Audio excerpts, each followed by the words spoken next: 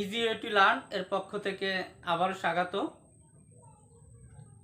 Dear viewers, আজ আর কথা বাড়াতে যাব না, শুরুতেই চলে যাচ্ছি ন্যারেশনে।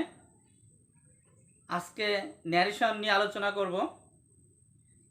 ইংলিশ গ্রামাটিক্যাল টপিকের মধ্যে ন্যারেশন একটি ইম্পর্টেন্ট জিনিস। এটা বিভিন্ন পরীক্ষায় আসে, সেটা অষ্টম শ্রেণীর পর থেকেই ওদিকে অনার্স ডিগ্রি পর্যন্ত বিভিন্ন পরীক্ষায় এই ন্যারেশন চেঞ্জ আসে। এটাকে অনেকেই ভয় পান। আসলে ন্যারেশন ভয় পাওয়ার বিষয় নয়, এটা বেশি একটু কঠিন না, এটা সহজেই। যদি আপনি ভালোভাবে বুঝতে পারেন তাহলে এটা করা খুবই সহজ। ফার্স্ট আপনাকে বুঝতে হবে যেটা, যে আমার কি করতে হবে, কি পরিবর্তন করতে হবে, আপনার কিভাবে পরীক্ষা আসবে। আপনার পরীক্ষা আসে এমন একটি ডিরেক্ট ন্যারেশন দেওয়া থাকে, সেটাকে আপনার ইনডিরেক্ট করতে হয়। ন্যারেশন শব্দের অর্থ হচ্ছে বাক্য বা উক্তি। ন্যারেশন শব্দের অর্থ হচ্ছে উক্তি। এই উক্তিটা দুই ধরনের, একটা হচ্ছে ডিরেক্ট আর একটা হচ্ছে ইনডিরেক্ট। ডিরেক্ট মানে প্রত্যক্ষ উক্তি, আর একটা হচ্ছে ইনডিরেক্ট ন্যারেশন, এটা হচ্ছে পরোক্ষ উক্তি। তা পরোক্ষ উক্তি এবং প্রত্যক্ষ উক্তি, আপনাকে একটা প্রত্যক্ষ উক্তি দেওয়া থাকবে, মিন্স ডিরেক্ট ন্যারেশন দেওয়া থাকবে, আপনার ইনডিরেক্ট করতে হবে। তাহলে আমরা ইনডিরেক্ট করতে হলে কি চেঞ্জ করতে হবে সেটা একটু দেখি। আমি একটা সেন্টেন্স লিখি, he said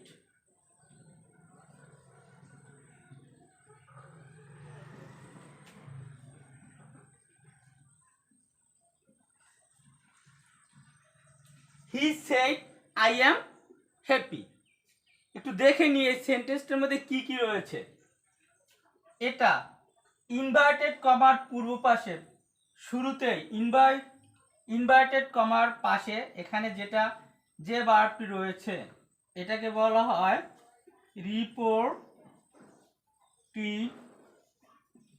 reporting verb. R inverted কমার মধ্যে যে অংশ রয়েছে এই অংশকে বলা হয় রিপোর্টেড স্পিচ।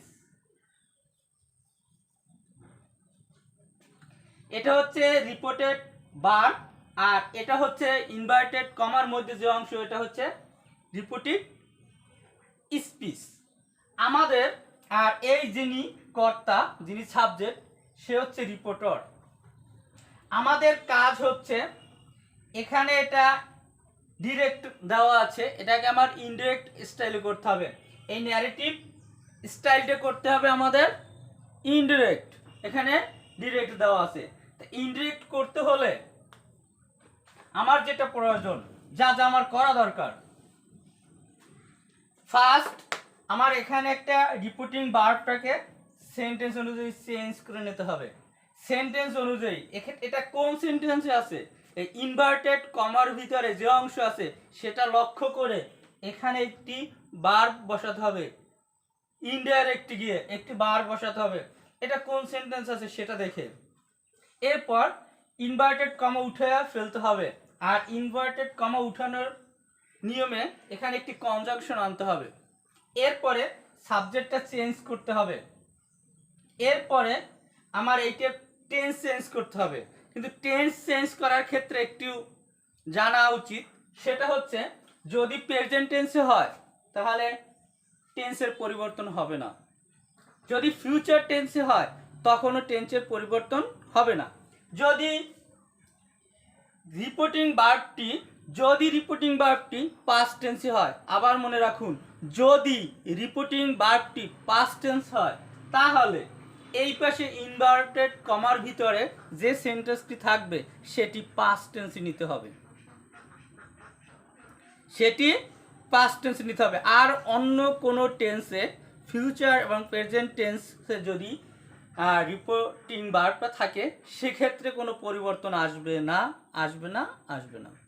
আসুন তাহলে আমাদের এখানে এই সেন্টেন্সটা এখানে এই রিপোর্টিং ভার্বটা চেঞ্জ করব কি দেখে? ইনভার্টেড কমার ভিতরের অংশ দেখে। এটা কোন সেন্টেন্স আছে ওইটা অনুযায়ী এটা চেঞ্জ করতে হবে। এরপর ইনভার্টেড কমা উঠে গিয়ে কি বসে সেটা চেঞ্জ করতে হবে। এই দুটো বিষয়। আচ্ছা, এই দুটো বিষয় একটু ইজি করে দেই, সবাই একটু বোর্ডের দিকে লক্ষ্য করুন। অ্যাসার্টিভ সেন্টেন্সে ইনভার্টেড, এখানে ইনভার্টিং কমার পরিবর্তে সে বা সেড, টেল বা টোল্ড এটা বসবে। বুঝতে পারছেন? পাস্ট টেন্সে হলে সেড বা টোল্ড, আর প্রেজেন্ট টেন্সে হলে সে বা টেল, এটা বুঝতে পারতেছেন। ইনভাইটেড কমার পরিবর্তে দ্যাট। আসুন পরেরটা, ইন্টারগেটিভের ক্ষেত্রে আস্ক বা আস্কড, আর এটা হচ্ছে রিপিটিং ভার্বের পরিবর্তে। আর ইনভার্টেড কমার পরিবর্তে বসবে ইফ বা ওয়েদার বা ডাব্লিউএস ওয়ার্ড। যদি ওটা ইয়েস নো কোশ্চেন হয় সেক্ষেত্রে ইফ বা ওয়েদার, আর যদি ডাব্লিউএস কোশ্চেন হয় সেক্ষেত্রে ডাব্লিউএস ওই ওয়ার্ডটি বসে যাবে। বুঝতে বোঝা কারো সমস্যা হয়নি। আসুন ইম্পারেটিভ, আপনারা তো জানেন ইম্পারেটিভ সেন্টেন্সে এখানে রিপিটিং ভার্ব হবে অর্ডার, রিকোয়েস্ট, অ্যাডভাইস, কমান্ড এগুলো। যদি পাস্ট টেন্সে হতো তাহলে এর সাথে এগুলো পাস্ট ফর্মগুলো লিখলেই হতো। অর্ডারেড অথবা রিকোয়েস্টেড, অ্যাডভাইসড, কমান্ডেড এইগুলো লিখতে হতো, পাস্ট ফর্মগুলো লিখলেই হতো। তো আর ইনভার্টেড কমার পরিবর্তে টু, আর যদি নেগেটিভ হয় তাহলে নট টু। সেন্টেন্সটি যদি নেগেটিভ হয় তাহলে নট টু, আর এমনি বসবে টু। এটা ইনভার্টেড কমার পরিবর্তে, তাই ইনভার্টেড কমার পরিবর্তে টু বসবে, সহজ। এরপরে অপটেটিভ সেন্টেন্স উইশ বা উইশড, প্রে বা প্রেড এটা বসবে, আর ইনভার্টেড কমার পরিবর্তে দ্যাট। এরপর এক্সক্লামেটরি সেন্টেন্সে এক্সক্লাইম with joy R এক্সক্লাইম with sorrow. যদি পাস্ট টেন্স হতো তাহলে এক্সক্লাইমড হতো, এটুকু তো বুঝতেই পারেন পাস্ট টেন্সে হলে। আর এখানে দ্যাটেই থাকবে, ইনভার্টেড কমার পরিবর্তে দ্যাট বসবে, এটুকুই। তাহলে সহজভাবে একটু মনে রাখুন, দ্যাট বসে কয়টায়? তিনটায়। কি কি? Assertive sentence, optative sentence, exclamatory sentence, এই তিনটায় বসে দ্যাট। আর বাকিগুলো একটা ইফ ওয়েদার, ডাব্লিউএস ওয়ার্ড, আর একটা টু, এইভাবে মনে রাখুন। আর এগুলো হচ্ছে রিপিটিং ভার্ব, এগুলো হচ্ছে কি রিপিটিং ভার্ব, আর ওটা হচ্ছে ইনভার্টেড কমার পরিবর্তে। ফার্স্ট অংশ সবচেয়ে ইম্পর্টেন্ট অংশ চলে গেল। আসুন এরপর আমাদের 3 নম্বর সেন্স। ফার্স্ট সেন্স আমাদের করতে হবে রিপিটিং ভার্বটা কি হবে সেটা নির্ণয় করতে হবে। এরপর ইনভার্টেড কমা উঠে গেলে সেখানে কি বসবে সেটা বসাতে হবে, সেটা আমরা বসাতে পারলাম। এরপরে এই সাবজেক্টটা চেঞ্জ করতে হবে। তাহলে এই সাবজেক্টটা চেঞ্জ করার জন্য একটা সিস্টেম লিখি আমি, সন। আমি একটা সন লিখলাম, তাই ওয়ানেস্ট পারসন। সনের এস দিয়ে সাবজেক্ট হয় না, সাবজেক্ট। ও দিয়ে হয় কি সেকেন্ড পারসন, ও দিয়ে হয় কি অবজেক্ট, আর এন দিয়া থার্ড, নো চেঞ্জ। তাহলে শুধু সন মনে রাখুন। সন মনে রাখলে আপনি ফার্স্টে কি সাবজেক্ট অনুযায়ী, এটা ফার্স্ট পারসন আই, অর্থাৎ সাবজেক্ট অনুযায়ী চেঞ্জ হবে। এরপরে কি সেকেন্ড পারসন, এখানে যদি ইউ থাকতো তাহলে অবজেক্ট অনুযায়ী চেঞ্জ হবে, ইউ থাকলে অবজেক্ট অনুযায়ী চেঞ্জ হতো। এই যে আমি সন লিখছি, এটা এই যে এস ও এন, সন বা সান আপনারা যেটা উচ্চারণ করেন, এটা দিয়ে আপনি সব চেঞ্জ করতে পারতেছেন। সেকেন্ড পারসন অবজেক্ট অনুযায়ী, থার্ড পারসন নো চেঞ্জ, মানে এন দিয়ে নো চেঞ্জ বুঝাইছি আমি। মানে থার্ড পারসন যদি এখানে হয় কোনো চেঞ্জ হবে না, ওই সাবজেক্টটাই বসবে। আসুন তাহলে কি চেঞ্জ করতে হলো আমাদের? প্রথম আমরা রিপিটিং ভার্ব ব্যবহার করলাম, ইনভার্টেড কমা উঠালাম, এরপর সাবজেক্ট আমরা নির্ণয় করলাম।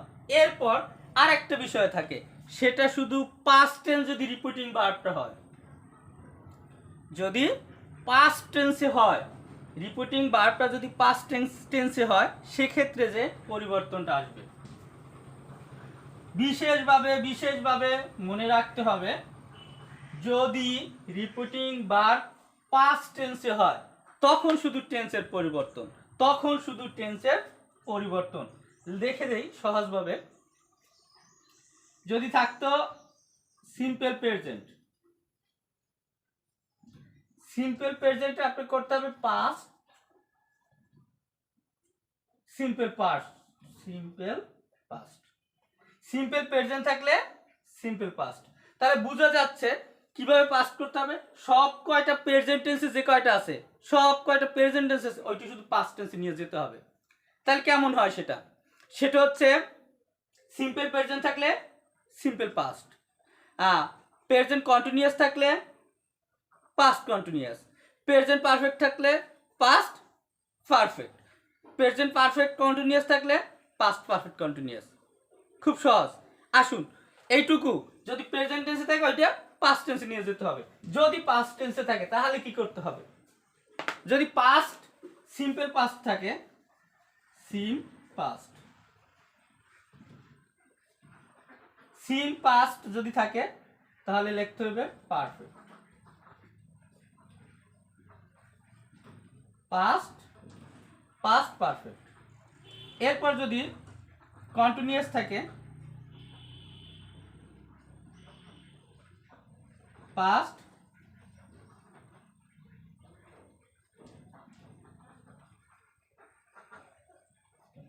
পাস্ট কন্টিনিউয়াস থাকলে এখানে হবে perfect continuous, past perfect continuous. আর এরপরে দুটো অপরিবর্তিত, অপরিবর্তিত মানে পাস্ট পারফেক্ট পাস্ট পারফেক্টের, আর past perfect continuous past perfect continuous tense. আবার একটু শুনে রাখি সবগুলো, একটু খেয়াল করুন। আরেকবার বলে দিচ্ছি, প্রেজেন্ট ইনডিফিনিট বা সিম্পল প্রেজেন্ট থাকলে পাস্ট ইনডিফিনিট বা simple past tense, present continuous থাকলে পাস্ট কন্টিনিউয়াস, প্রেজেন্ট পারফেক্ট থাকলে past perfect, present perfect continuous থাকলে পাস্ট পারফেক্ট কন্টিনিউয়াস। এই হচ্ছে চারটা। আবার থাকে কি পাস্টের আবার চারটা, ওই পাস্টটা যদি থাকে তাহলে পাস্ট ইনডিফিনিট থাকলে পাস্ট পারফেক্ট, পাস্ট কন্টিনিউয়াস থাকলে পাস্ট পারফেক্ট কন্টিনিউয়াস টেন্স, আর পাস্ট পারফেক্ট থাকলে past perfect, past perfect continuous থাকলে পাস্ট পারফেক্ট কন্টিনিউয়াস টেন্স। এভাবে পরিবর্তন হবে। শুধুমাত্র রিপিটিং ভার্ব যদি পাস্ট টেন্স হয় তখন। বোধ হয় আপনাদের বুঝতে কারো সমস্যা হয়নি। আমাদের এখানে একটি সেন্টেন্স লিখে রাখছিলাম, he said I am happy. এখানে আছে প্রেজেন্ট ইনডিফিনিট, তাই এটা করতে হবে কি পাস্ট, এখানে করতে হবে পাস্ট ইনডিফিনিট। এখানে আছে দেখুন এই সেন্টেন্সটি খেয়াল করুন, he said I am happy.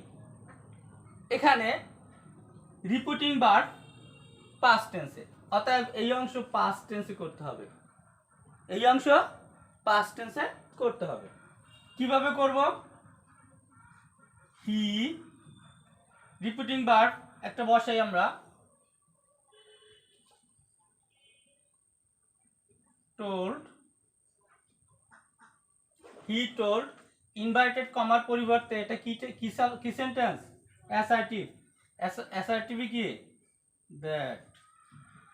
Subject change হবে, এখানে আই আছে, ফার্স্ট পারসন চেঞ্জ হবে, ফার্স্ট পারসন থাকলে চেঞ্জ হবে সাবজেক্ট অনুযায়ী হি, তাহলে এখানে হবে হি।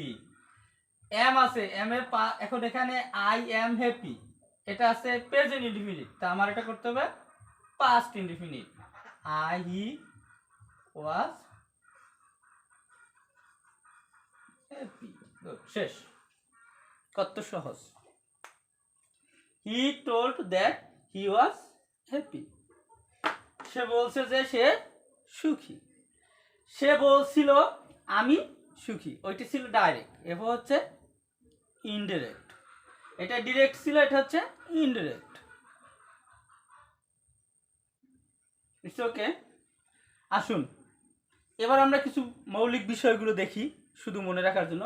আমার যে কাজ করতে হবে, ফার্স্ট কাজ হচ্ছে আমার রিপিটিং ভার্ব চেঞ্জ করতে হবে সেন্টেন্স অনুযায়ী। এরপর ইনভার্টেড কমার পরিবর্তে একটা কনজাংশন বসবে, সেটাও সেন্টেন্স অনুযায়ী। আচ্ছা, এরপর আমার টেন্সের সাবজেক্টের পরিবর্তন করতে হবে। সাবজেক্ট পরিবর্তন হয় ফার্স্ট পারসন হলে সাবজেক্ট অনুযায়ী, আর যদি সেকেন্ড পারসন হয় তাহলে অবজেক্ট অনুযায়ী, এবং থার্ড পারসন হলে কোনো চেঞ্জ হয় না। এরপরে কাজ আমার এটা কি চেঞ্জ হবে কিনা, সেন্টেন্সটা চেঞ্জ হবে কিনা, টেন্সের চেঞ্জ হবে কিনা, সেটা নির্ভর করবে রিপিটিং ভার্ব কোন ফর্মে আছে। যদি পাস্ট ফর্মে থাকে তাহলে ওটা চেঞ্জ করতে হবে, যদি অন্য কোনো ফর্ম থাকে তাহলে চেঞ্জ করতে হবে না। এটা হচ্ছে একটা বেসিক ধারণা। আর নেক্সট ক্লাসে আমরা প্র্যাকটিস করব, এই বিভিন্ন সেন্টেন্স নিয়ে প্র্যাকটিস করব, আর সাথে প্যাসেজ ন্যারেশনটা শিখিয়ে দেব। এরপর আরও কিছু এক্সক্লুসিভ কিছু রুলস আছে, সেগুলো নেক্সট ক্লাসে শিখাবো। আপনারা এই বেসিক ধারণাটুকু মাথার মধ্যে রাখুন। ডিয়ার্স ভিউয়ার্স, এত সময় পর্যন্ত আমার ক্লাস দেখেছেন। যদি আমার ক্লাস ভালো লেগে থাকে তাহলে অবশ্যই লাইক, শেয়ার, কমেন্ট করতে ভুলবেন না। আর যারা ইতিমধ্যে আমার চ্যানেলটি সাবস্ক্রাইব করেছেন তাদেরকে অসংখ্য ধন্যবাদ। আর যারা এখনও সাবস্ক্রাইব করেননি তারা অবশ্যই সাবস্ক্রাইব করে নেবেন, তাহলে আমার আপলোড করা প্রত্যেকটি ভিডিওর নোটিফিকেশন চলে যাবে আপনার কাছে, আপনি দেখতে পারবেন সবার আগে।